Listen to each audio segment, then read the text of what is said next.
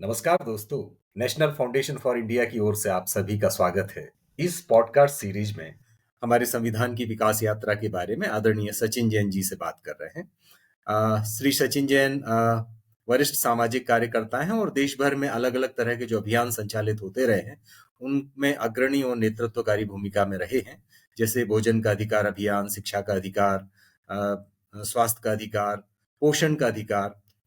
अ, अभी विकास संवाद समिति के फाउंडर और मार्गदर्शक के रूप में, डायरेक्टर के रूप में जो स्वयंसेवी संस्थाएं हैं, जो सामाजिक नागरिक संस्थाएं हैं, उनकी समाज में बेहतर छवि को लेकर के काम कर रहे हैं। संविधान पर उन्होंने कई सारी पुस्तकों का लेखन किया है।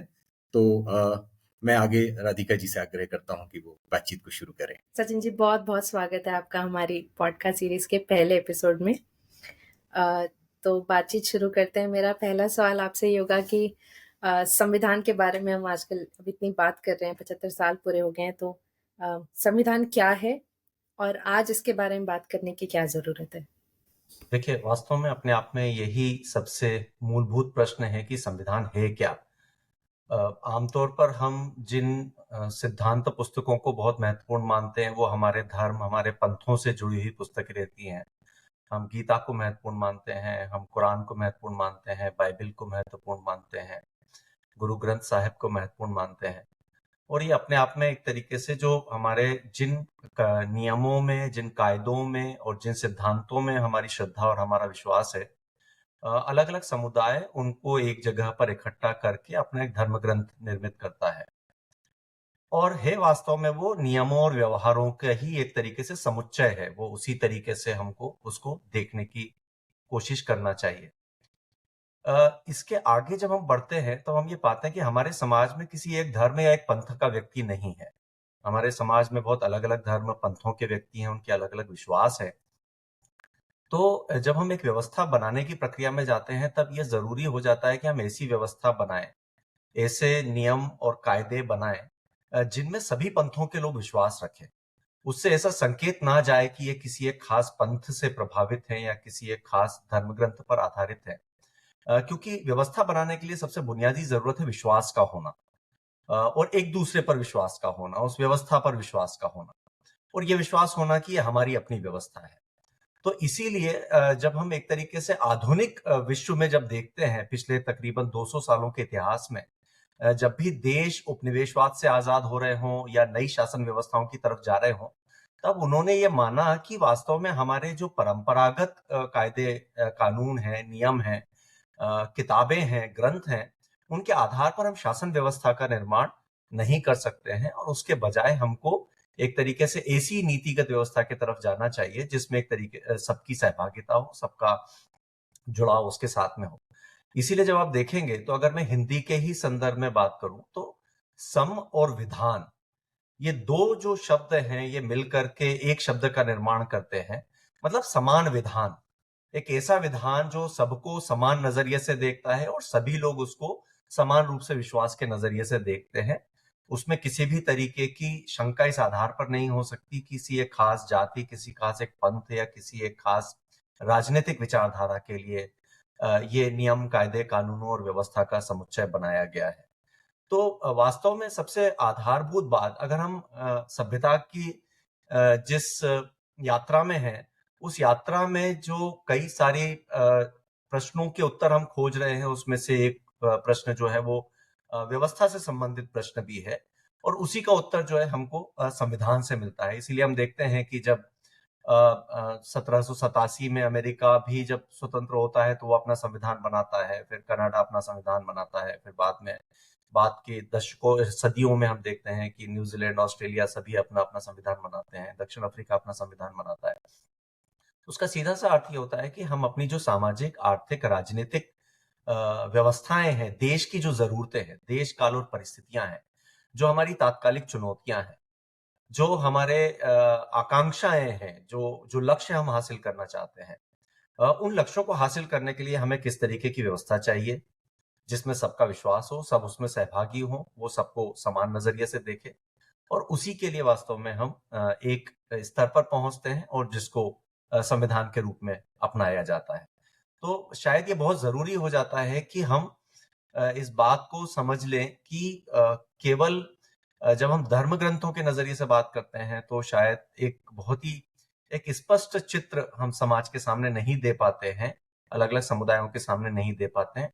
लेकिन जब हम संविधान कहते हैं तो एक स्वाभाविक रूप से हमारे मन में और हमारी नजर के सामने एक विश्वसनीय व्यवस्था का चित्र उभरता है।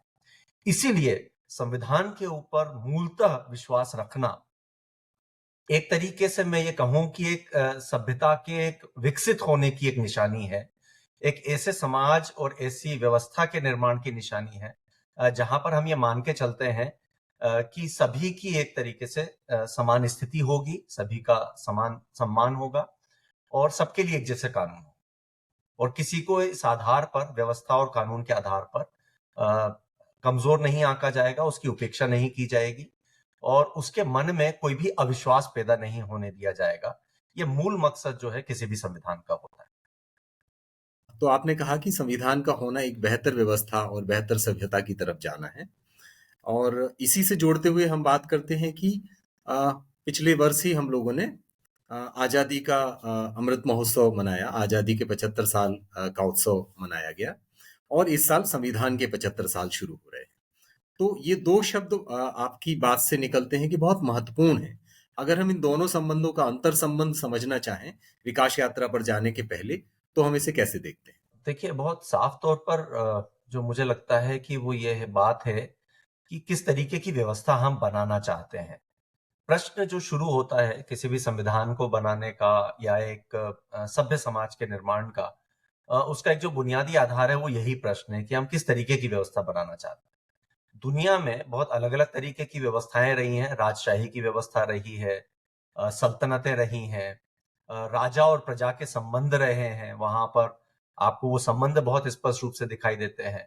जब इस तरीके की शासन व्यवस्थाएं गढ़ी जाती हैं तो वहां लोगों की कोई भूमिका नहीं होती कि वो कैसे अपनी व्यवस्था बनाना चाहते हैं, राजा चाहते हैं या वास्तव में एक चुना हुआ प्रतिनिधि चाहते हैं।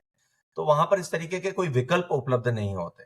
तो जब हम एक एक रूप में जब हम एक समाज की सभ्यता के बारे में जब बात करते हैं, तो मुझे लगता है कि एक सबसे महत्वपूर्ण बात जो हम सबने एक निष्कर्ष के रूप में स्वीकार की है वो ये है कि शासन व्यवस्थाओं के निर्माण में लोगों की भूमिका होना चाहिए।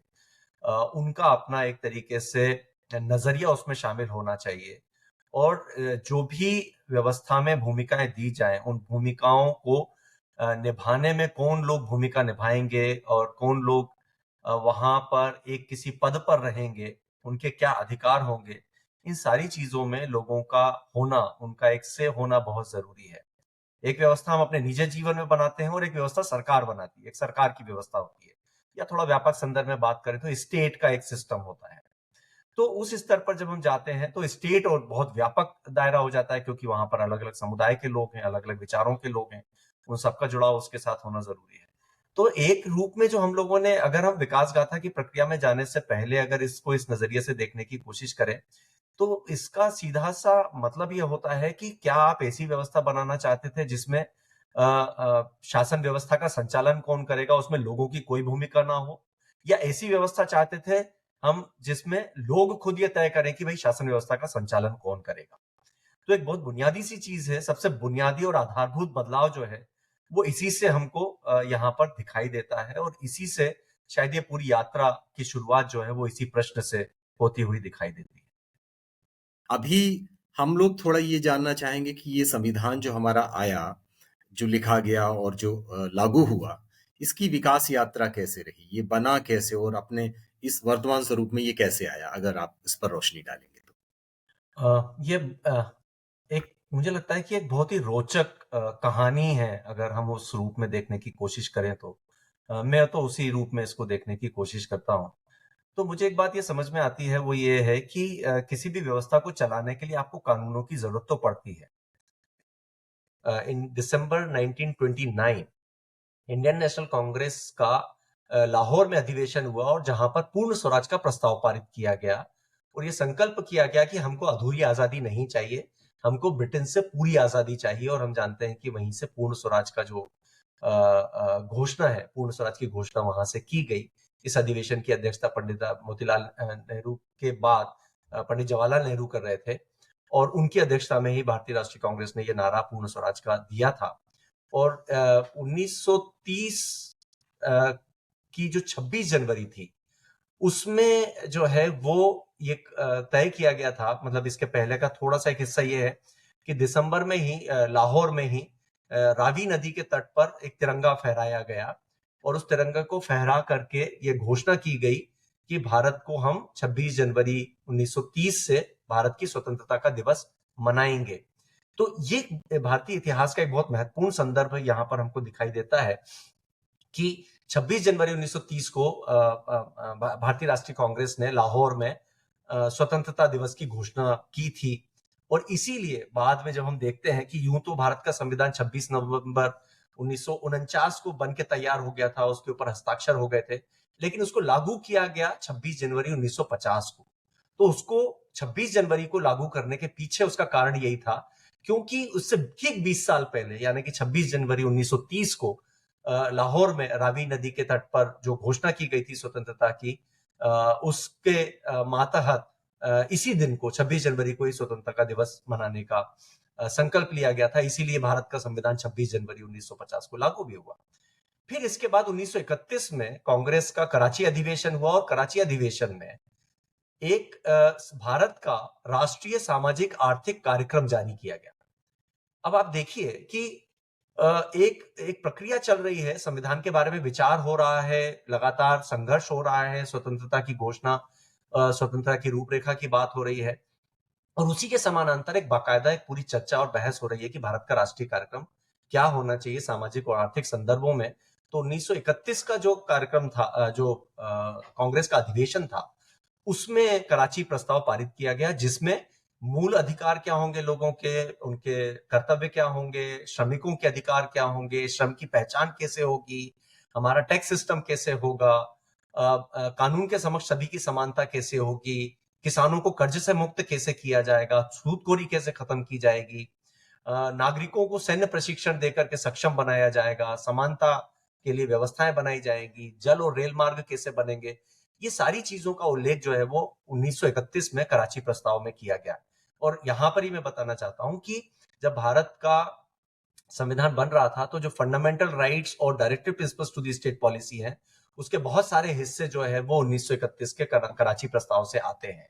तो इसका मतलब ये है कि बाद में जो संविधान बन रहा था वो संविधान, उसकी जड़ें जो है वो कई पीछे के कई सालों में, कई संघर्षों में, कई विचारों में नजर आती हैं। इसलिए हम ये नहीं सोच सकते हैं कि अचानक से जो है वो एक संविधान बन करके तैयार हो गया। उसके पीछे बहुत लंबी प्रक्रियाएं वहां पर रही और फिर उसके बाद ये प्रक्रिया शुरू हुई कि भाई हम विचार तो दे रहे हैं लेकिन ये होगा कैसे। तो एम एन रॉय ने सबसे पहले 1934 में संविधान सभा के गठन का प्रस्ताव दिया था। उन्होंने कहा था कि भारत को संविधान बनाने के लिए संविधान सभा के गठन की बात करनी चाहिए और इसी के बाद कांग्रेस ने जो है वो संविधान सभा के गठन को अपनी मुख्य मांग मान लिया था और भारत का जो राष्ट्रीय आंदोलन चल रहा था उसमें उन्होंने संविधान सभा के गठन की मांग शुरू कर दी थी।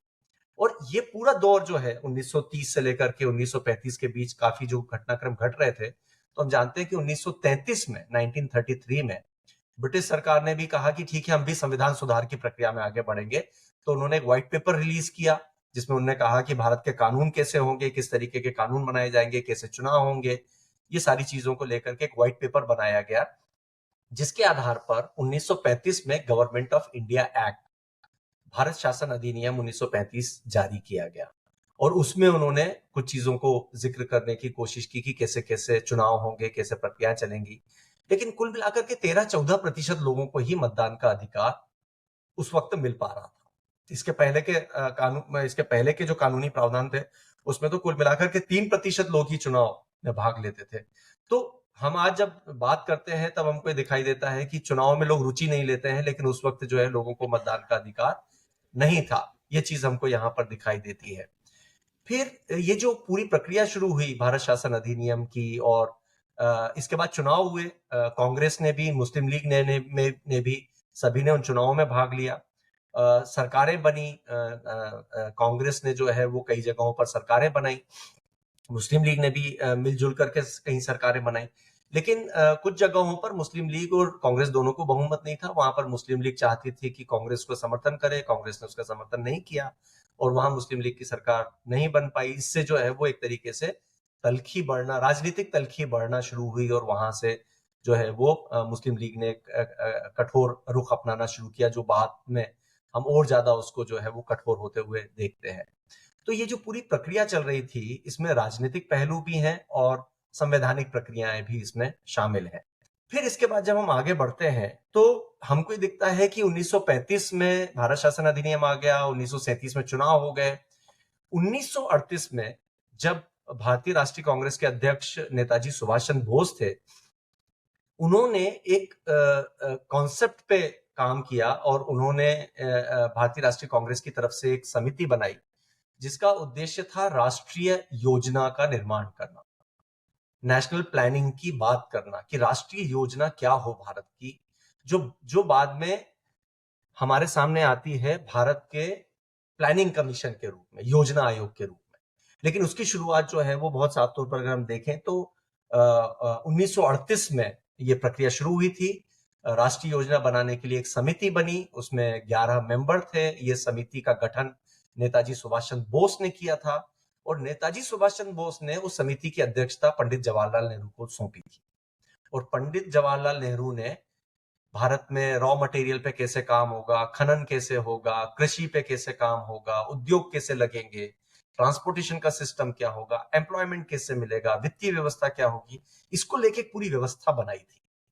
तो यहां पर हमको ये देखना पड़ेगा कि पंडित जवाहरलाल नेहरू केवल जो है वो राजनीतिक व्यक्ति के तौर पर स्वतंत्रता आंदोलन में शामिल नहीं थे, समानांतर रूप से जो है वो नेहरू समिति से लेकर के राष्ट्रीय योजना तैयार करने वाली समिति तक लगातार जो है वो एक तरीके से संवैधानिक व्यवस्थाओं को आकार देने की भूमिका निभा रहे थे और वो चीज हमको यहाँ पर 1938 में यहाँ इस रूप में दिखाई देती है।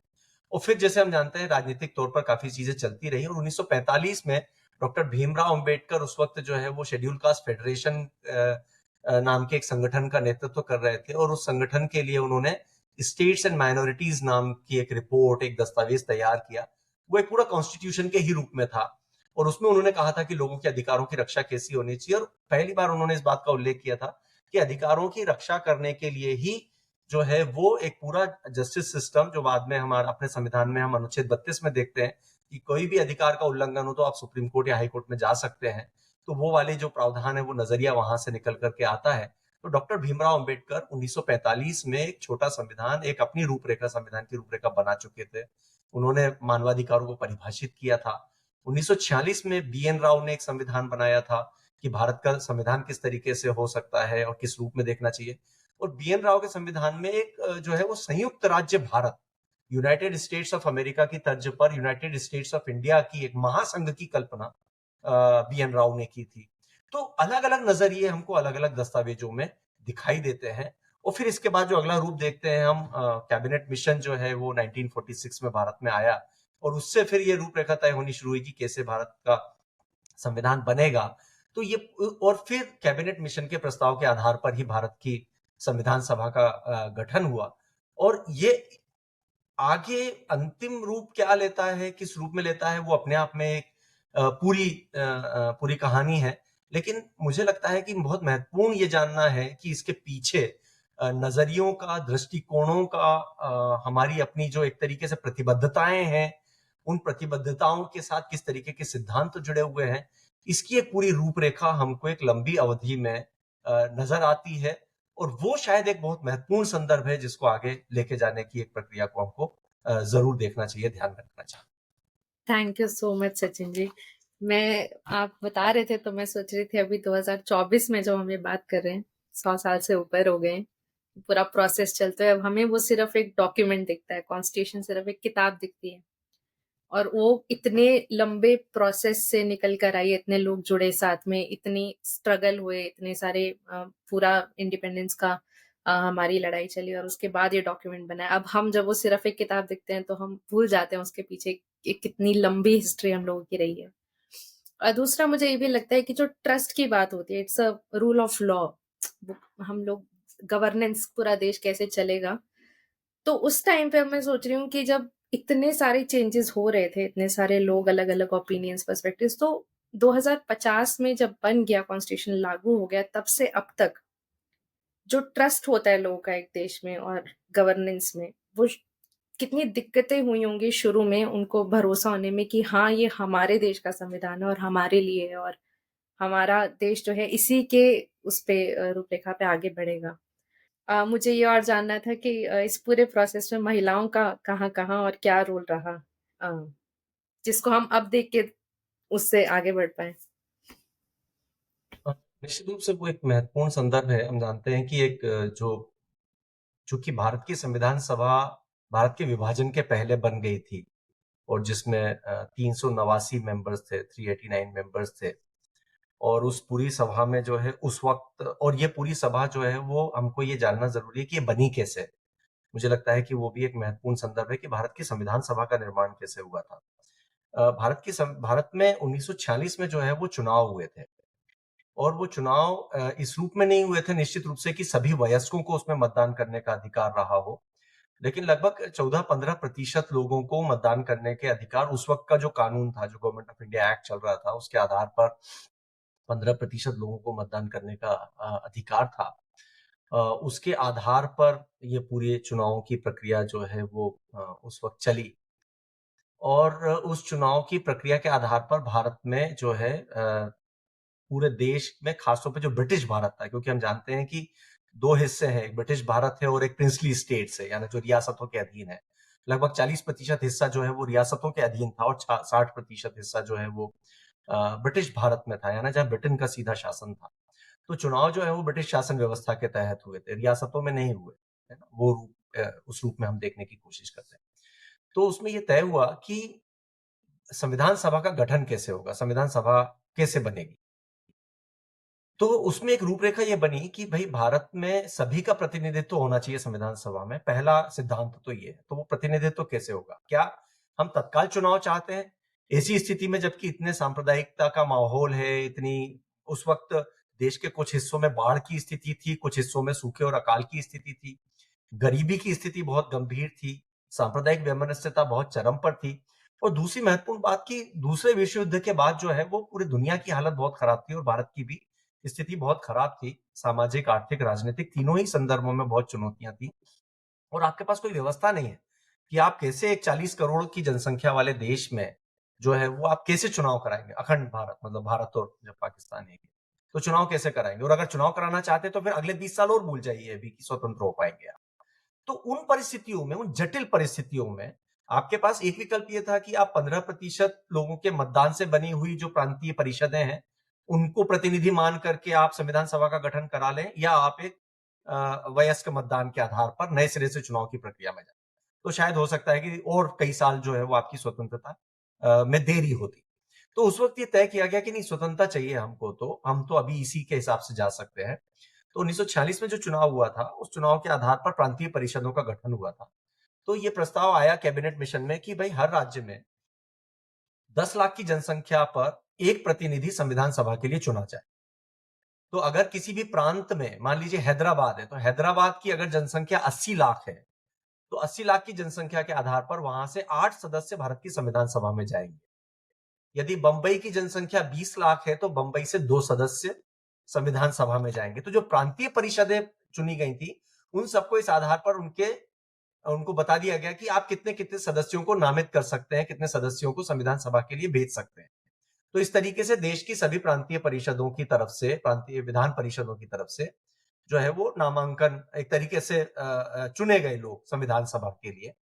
और ये प्रत्यक्ष चुनाव उस रूप में नहीं है संविधान सभा के लिए, लेकिन चुने हुए लोगों ने, जैसे हम राज्यसभा में कहते हैं ना कि लोगों को चुन करके हम राज्यसभा में ऊपरी सदन में भेजते हैं, तो उस रूप में एक तरीके से उनको चुन करके वहां पर भेजा गया।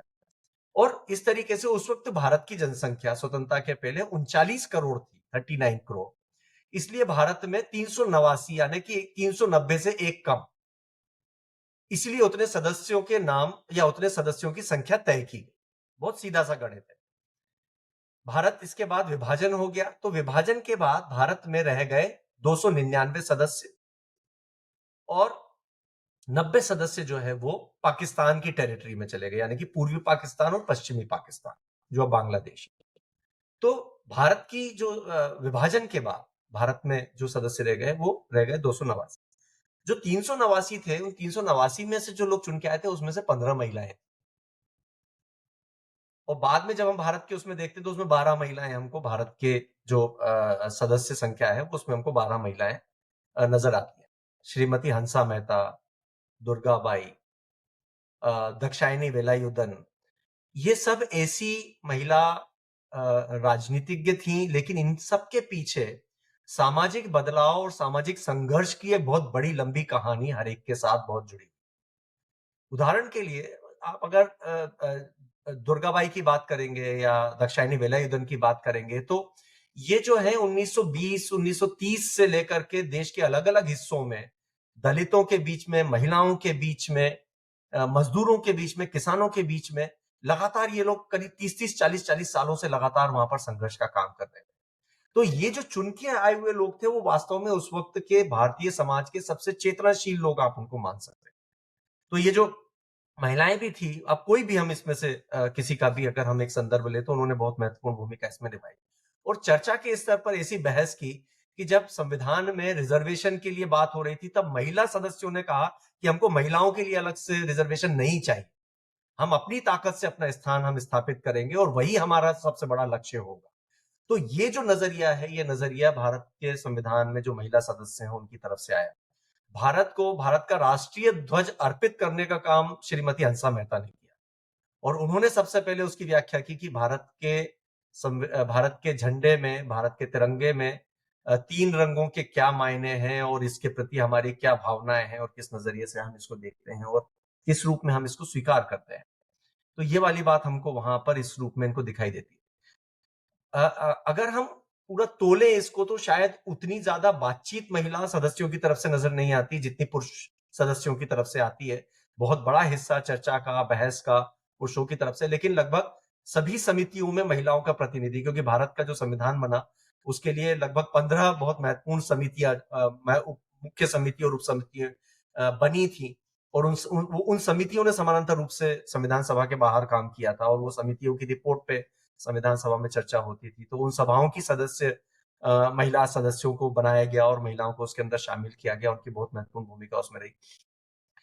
एक चीज हम लोग भूल जा रहे हैं, वो ये है कि शायद मुझे लगता है कई बार जब हम ये कहते हैं कि भाई 300 299 में से केवल 15 महिलाएं और उनकी भी भूमिका बहुत इतनी प्रभावी तो नहीं दिखती, लेकिन उसी वक्त सूखे और अकाल की स्थिति, उसी वक्त सांप्रदायिक दंगे, उसी वक्त शरणार्थियों का जो संकट था, मतलब इधर से भारत से पाकिस्तान जाना, पाकिस्तान से यहाँ आना, यानी विभाजन के कारण जो चुनौतियां बन रही थी, उन कामों में लोगों को राहत पहुंचाने का काम, ये सारे काम गांधी जी के आह्वान पर सबसे ज्यादा प्रभावी रूप से जब हो रहे थे, तो ये सारे काम सबसे ज्यादा ये महिला जो सदस्य थी संविधान सभा की उन कामों में जुटी हुई। इसलिए कई बार जब संविधान सभा में वो नहीं दिखती तो शायद हम ये नहीं कह सकते कि उनकी भूमिका कम थी या उनका स्थान कम था, लेकिन उस वक्त का एक जो तात्कालिक महत्व का जो बहुत महत्वपूर्ण काम चल रहा था, उसमें इन महिलाओं की बहुत बड़ी भूमिका, वो बहुत सक्रिय भूमिका, खासतौर पे पाकिस्तान से भारत आने वाले शरणार्थियों को पूरी तरीके से स्थापित करने में, उनके काउंसलिंग में, उनको सपोर्ट प्रोवाइड करने में इन महिलाओं की बहुत सारी अलग अलग भूमिका और वो कहानी हम कभी देख सकते हैं, वो उन्होंने भूमिका उसके अंदर निभाई। तो बहुत ही स्पष्ट रूप से हमको उनका एक संदर्भ दिखाई देता है कि यहाँ पर केवल एक सदस्य होने भर का मामला नहीं था और सबसे बड़ी बात यह है कि हर एक जो है वो बहुत सक्रिय भूमिका उस संविधान सभा की बहस में वो निभा पा रही थी और अपनी बात को वहां पर कह पा रही थी। तो जब हम शायद आगे बात करेंगे इसको लेकर के कि वास्तव में संविधान सभा में क्या हुआ, संविधान सभा का बनना और संविधान सभा की जो पूरी चर्चा है, शायद उसमें ये और चीजें और बहुत स्पष्ट रूप से देखी जा सकती हैं। लेकिन मुझे लगता है कि इसको एक स्तर पर बहुत जरूरी है कि हम इसको इसके मूल सोर्स से देखने की कोशिश करें कि वास्तव में उस वक्त की परिस्थितियां क्या थी, उस वक्त की स्थितियां क्या थी, उनके साथ जोड़ करके देखने से बहुत स्पष्ट हो सकता है। और ये वाली चीज को मुझे लगता है कि आज 2024 में बैठ करके हम एक जो बात कर रहे हैं, लेकिन हम बात कर रहे हैं 1940 के दशक की, तो शायद हमको तत्कालीन परिस्थितियों को बहुत गंभीरता से उसके साथ जोड़ करके देखना होगा। हम सब जानते हैं कि 1786 में अमेरिका का कानून बना, अमेरिका का संविधान बना, लेकिन अमेरिका में महिलाओं को वोट देने का अधिकार 1920 में मिला। भारत में जो संविधान बना उसमें पहले दिन से महिलाओं और पुरुषों को समान रूप से मतदान करने का अधिकार मिला। तो भारत और अमेरिका की जब तुलना करते हैं तो शायद इस रूप में भी करने की जरूरत पड़ेगी कि सभ्यता के पैमाने और मानकों पर कौन सबसे पहले पहल कर रहा है या कौन एक तरीके से शुरुआती कदम उठा रहा है। तो शायद उस तरीके से भी इसको देखने की जरूरत मुझे लगता है कि होगी। बहुत ही विस्तारित ये पूरी बातचीत निकल के आ रही है। और जैसा आप बात कह रहे हैं, हमको भी ये बार बार लग रहा है कि शायद इसी विषय पर, विकास यात्रा की और संदर्भित चीजों को लेने के लिए शायद हमें कुछ और बातचीत और आगे बढ़ानी पड़ेगी। एक एपिसोड में और शायद हम आगे जाएंगे। लेकिन अभी जो बात आप कह रहे थे वो मुझे याद आता है कि आपसे कई सारी बार ये बात सुनी है मैंने, कि ये बहुत ही बड़ी बात है कि जब देश के बहुत सारे हिस्सों में कहीं सूखा था, कहीं बाढ़ थी, उत्तर भारत में सांप्रदायिक दंगे हो रहे थे, और उसी दौर में संविधान सभा काम कर रही थी। लेकिन संविधान सभा के किसी सदस्य ने ये नहीं कहा कि हमको लोकतंत्र नहीं चाहिए, या हमको इस तरह की व्यवस्था नहीं चाहिए जो आगे बढ़ने की बात हो, या किसी ने ये नहीं कहा कि हमें राजाओं का राज वापस चाहिए। तो ये अपने आप में एक बहुत मजेदार और महत्वपूर्ण बात है जो प्रगति की तरफ देखती है। मैं बस एक संक्षेप में चाहता हूं कि हम थोड़ा सा बात करें और फिर बाद में कभी इस पे बात करें, कि ये बात अक्सर होती है कि भारत का संविधान तो साहब कई सारी जगह की जो पहले से बनी हुई चीजें थी उनका कंपाइलेशन है, या इसमें कुछ लोगों का रोल है, दो चार लोगों का रोल है, बाकी तो सब उतना महत्वपूर्ण नहीं थे। तो दरअसल ये व्यक्तियों का या ड्राफ्टों का मामला है, या वो प्रक्रिया इसमें महत्वपूर्ण है जिस प्रक्रिया से संविधान को रचा गया? मुझे लगता है कि किसी भी चीज का जो परिणाम है, हम कई बार एक जो अंतिम उत्पाद होता है उस पर फोकस करते हैं, लेकिन वो अंतिम उत्पाद कैसे आया, वो प्रोसेस को शायद बहुत ही कम आंकते हैं या उसको बिल्कुल ही नजरअंदाज कर देते हैं। तो और शायद मुझे लगता है कि सबसे बड़ी गलती उस उत्पाद की महत्ता को समझने में वही होती है। ये बना कैसे, इसके पीछे के वैल्यूज क्या है, इसके पीछे के मूल्य क्या है, इसके पीछे की प्रक्रिया क्या है। उसके बिना मुझे लगता है कि किसी भी उत्पाद को जो है वो परखा नहीं जा सकता कि वास्तव में इसके मायने क्या है।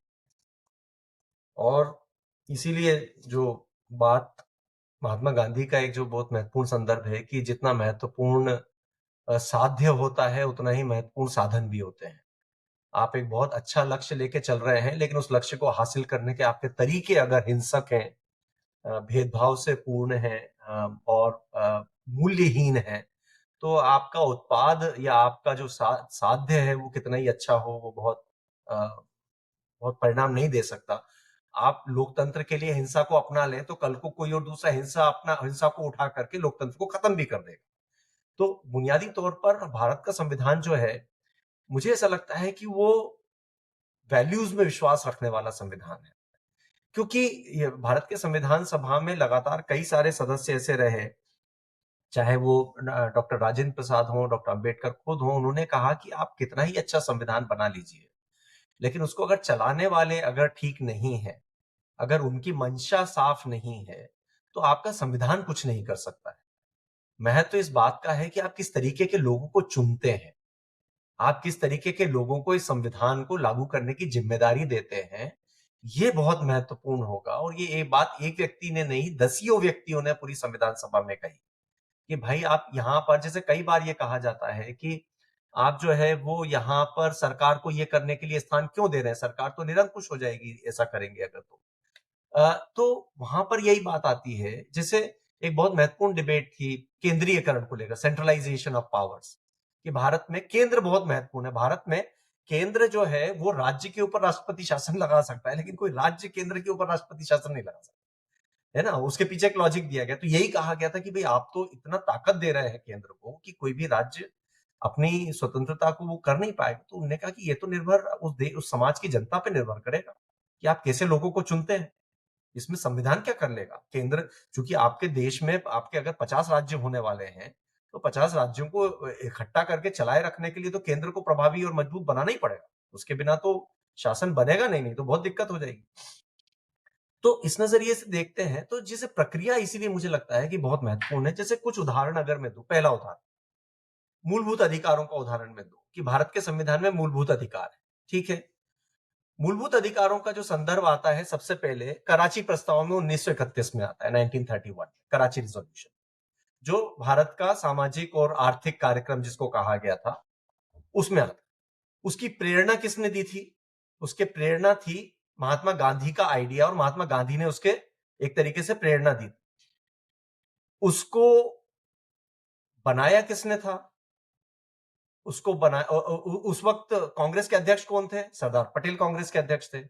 और वो घोषणा पत्र बनाया किसने था? पंडित नेहरू ने बनाया था। और ये तीन लोगों के एफर्ट से बना हुआ कराची रेजोल्यूशन पारित हुआ 1931 में, और वो आधार बना 1947 में मूलभूत अधिकारों को परिभाषित करने में। इससे हमको ये समझ में आता है कि कैसे प्रक्रियाएं चल रही थी। बहुत लोग कहेंगे कि वैचारिक मतभेद तो लगातार रहे हैं, मतलब जहां दो चेतनाशील लोग होंगे वहां तो मतभेद होंगे ही होंगे, जहां पर लोगों में चेतना नहीं होगी वहां पर मतभेद नहीं होंगे। तो इससे अगर किसी राजनीतिक विचार में अगर मतभेद नहीं हो रहे तो मान के चलिए कि वहां पर चेतना की क्या स्थिति। तो मतलब इसमें और ज्यादा विश्लेषण की गुंजाइश ही नहीं। दूसरा संदर्भ हम लेते हैं प्लानिंग कमीशन का। प्लानिंग कमीशन बाद में आता है, लेकिन प्लानिंग कमीशन का जो गठन है वो कांग्रेस ने किया था। उस कांग्रेस के अध्यक्ष सुभाष चंद्र बोस थे। सुभाष चंद्र बोस उसका अध्यक्ष बना रहे हैं पंडित नेहरू। तो मतलब क्या है? इसका मतलब यह है कि आपके विचारों में मतभिन्नता हो सकती है, अंतर हो सकता है, आप एक दूसरे से असहमत हो सकते हैं, दुश्मन नहीं है। मूल बात सिर्फ इतनी सी बात है कि लोकतांत्रिक और सभ्य होने का मतलब यह है कि भाई तुम्हारे भी विचार हैं, मेरे भी विचार हैं, बट और इसका मतलब ये नहीं है कि आप मुझे खत्म कर देंगे या मैं आपको खत्म कर दूंगा। वो चीजें नहीं वहां पर हो सकती। तो ये जो पूरी प्रोसेस का जो पॉइंट है, अब जैसे एक दूसरा एग्जांपल आता है कि मुस्लिम लीग का एग्जांपल, उदाहरण के कि बड़ी डिबेट है कि भाई विभाजन कैसे हुआ, इनके कारण से विभाजन हुआ और पाकिस्तान इनने बनवाया और इनने बनने दिया। ये पूरी बहस है, उसकी अपने आप में एक रेफरेंसेस हैं।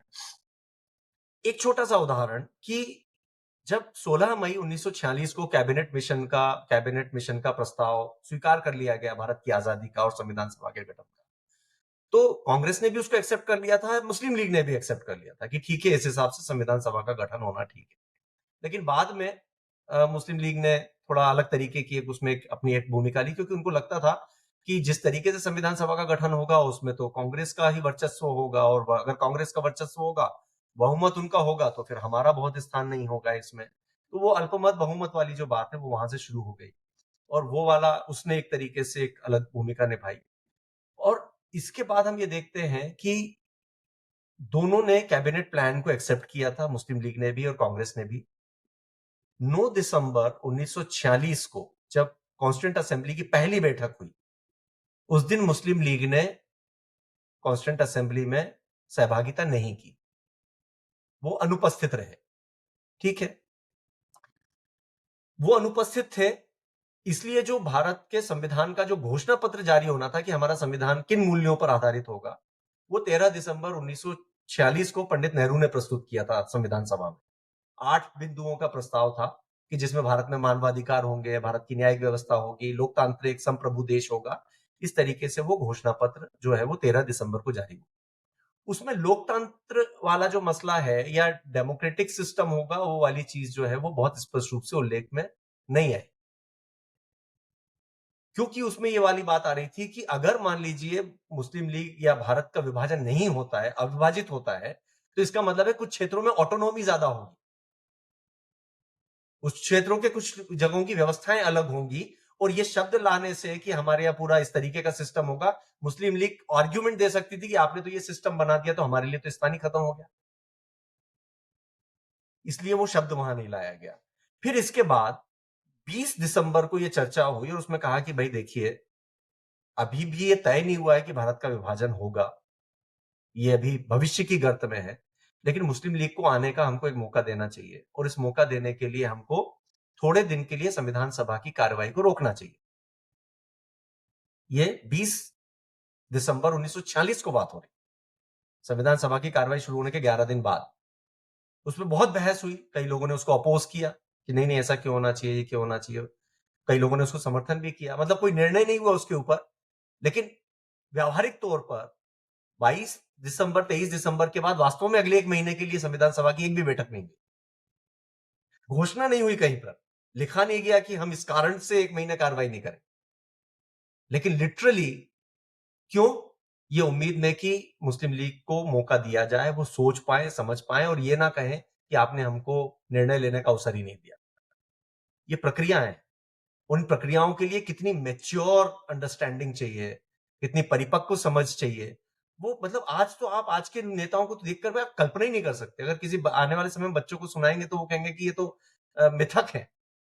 इस तरीके से लोगों की असहमतियों के साथ होते हुए लोग एक साथ कैसे हो सकते हैं? असंभव है ऐसा। ये चीजें जो है, ये मुझे लगता है कि इस पूरी प्रक्रिया का सबसे महत्वपूर्ण हिस्सा है। इतनी बातचीत होना, इतना उसको डॉक्यूमेंट होना। ड्राफ्ट बना, संविधान का ड्राफ्ट बना फरवरी 1948 में डॉक्टर अंबेडकर ने ड्राफ्ट सबमिट कर दिया। फरवरी से लेकर के अक्टूबर तक पूरे देश में उसके ऊपर चर्चाएं हुई, उसको छाप करके बांटा गया कि आम लोग उस पर कमेंट करें, आम लोग अपने सुझाव दें। तो इसलिए और पूरी दुनिया में आमतौर पर यह माना जाता है कि संविधान जो है वो जनमत संग्रह से स्वीकार किए जाते हैं। आमतौर पर यह माना जाता है भारत का संविधान, उसके संविधान सभा में बहुत असहमतियां हैं, लेकिन जो अंतिम रूप से संविधान को स्वीकार किया गया वो सर्वसम्मति से स्वीकार किया गया। बहुत सारे सदस्य आपको ऐसे मिलेंगे जो आपको पूरी संविधान सभा की बहस में आपको कई जगह कहते मिलेंगे, क्या कचरा संविधान बना रहे हो भाई, कितना बेकार चीज बना रहे हो, ये सब चीज कर रहे हो। तो ये, लेकिन इसके बावजूद वो सारे लोग आखिरी दिन पे कहते हैं कि नहीं, जो भी बना है वो हम सबका है, ये चीज मानी गई। और ये जो पॉइंट आता है कि ये तो लिया गया संविधान है, इसमें एक चीज, ये 2-3 बातें हैं। डॉक्टर अंबेडकर ने जब इसको प्रेजेंट किया, जब बहस शुरू हुई, ड्राफ्ट के ऊपर बहस शुरू हुई नवंबर 1948 में, तब जब पहले दिन जब उनको प्रेजेंट किया गया तो उन्होंने कहा कि भाई मुझे बहुत लोगों ने मेरी आलोचना की है कि ये तो आपने जो है वो कहीं कहीं से कुछ कुछ उठा उठा करके जोड़ करके भारत का संविधान बना दिया, इसमें भारत का ओरिजिनल तो कुछ है ही नहीं। तब उन्होंने कहा कि मुझे एक बात बताइए कि आज के समय में, यानी कि 1950 के समय में, जब पूरी दुनिया में देश आजाद हो रहे हैं, सब अपना अपना संविधान बना रहे हैं, तो आप कौन सी नई चीज कहीं से लेके आने वाले? पहली बात उन्होंने कहा कि इसीलिए हमने ये तय किया कि हम दुनिया के अच्छे संविधानों का अध्ययन करेंगे और जो उनकी बातें, अच्छी बातें हैं, उसको हम अपने संविधान में शामिल करें। उन्होंने कहा कि आप हमको ये बता दो कि कोई भी एक चीज कॉपी की गई हो कहीं से, लेकिन अच्छी बातें हमने स्विट्जरलैंड से भी ली है, ऑस्ट्रेलिया से भी ली है, अफ्रीका से भी ली है, अमेरिका से भी ली है, ब्रिटेन के संविधान से भी, ब्रिटेन की व्यवस्था से भी। तो उन्होंने कहा कि अच्छी अच्छी चीजें ली हैं हमने उसके अंदर, लेकिन आप तो ये बता दो कि कोई चीज कॉपी हो कहीं से। पहली बात। और ये बात सही है कि बहुत बड़ा हिस्सा 1935 का जो गवर्नमेंट ऑफ इंडिया एक्ट है उसमें से आता है, जस्ट बिकॉज कि वो एडमिनिस्ट्रेशन वाला जो पार्ट है संविधान का, कि भारत में इतनी विविधता और भिन्नताएं होने के बाद एक प्रशासन व्यवस्था कैसी हो सकती है, एडमिनिस्ट्रेटिव सेटअप कैसा हो सकता है, वो हिस्सा 1935 के गवर्नमेंट ऑफ इंडिया एक्ट से आया। तो उन्होंने कहा कि भाई अब तो जो आपको अगर एक गवर्नेंस की सिस्टम बनानी है तो आपको प्रशासन भी चाहिए, एडमिनिस्ट्रेशन चाहिए।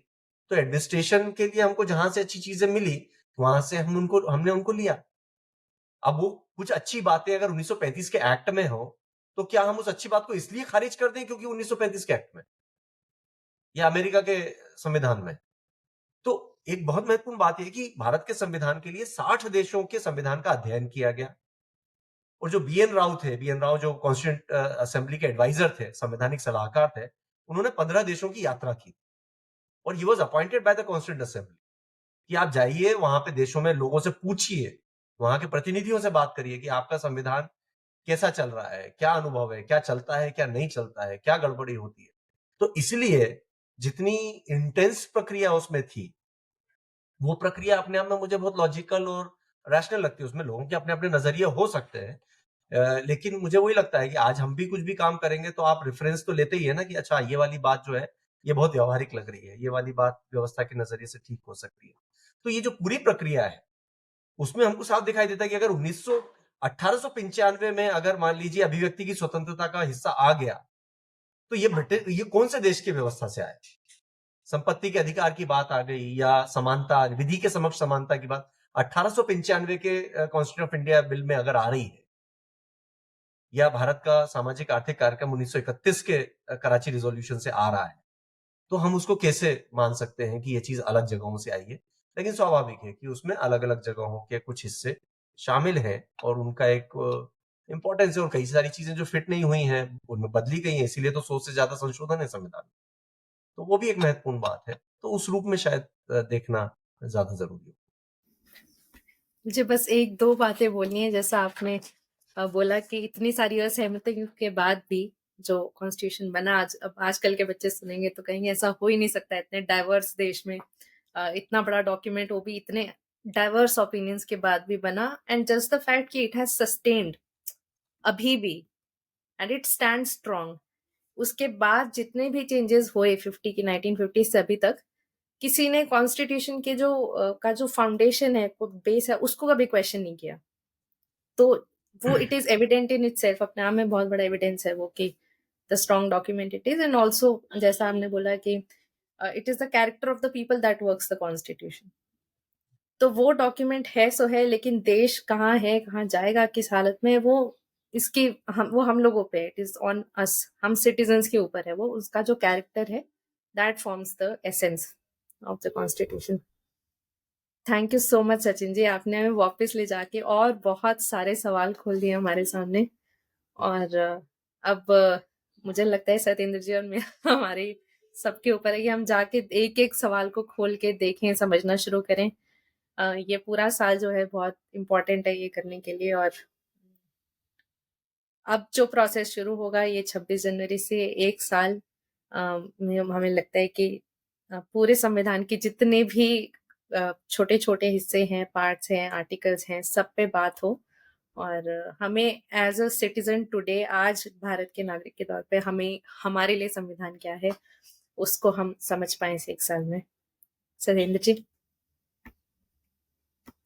जी, तो एक बार फिर से हम बहुत शुक्रिया अदा करते हैं आदरणीय सचिन जी का, जिन्होंने इतने विस्तार से इन सारी चीज़ों पर बात की। और मुझे लगता है कि हम लोग आगे भी इस बातचीत को आगे बढ़ाएंगे। हमारे सभी श्रोताओं को, सभी दर्शकों को भी हम अपना हार्दिक धन्यवाद देते हैं और आग्रह करते हैं कि अगली कड़ी में हमसे जरूर जुड़िएगा, जिसमें हम संविधान निर्माण की इस प्रक्रिया को थोड़ा और गहराई से समझने की कोशिश करेंगे। तो आप सभी का बहुत बहुत शुक्रिया, बहुत बहुत धन्यवाद। संविधान की बात के साथ जुड़े रहिए।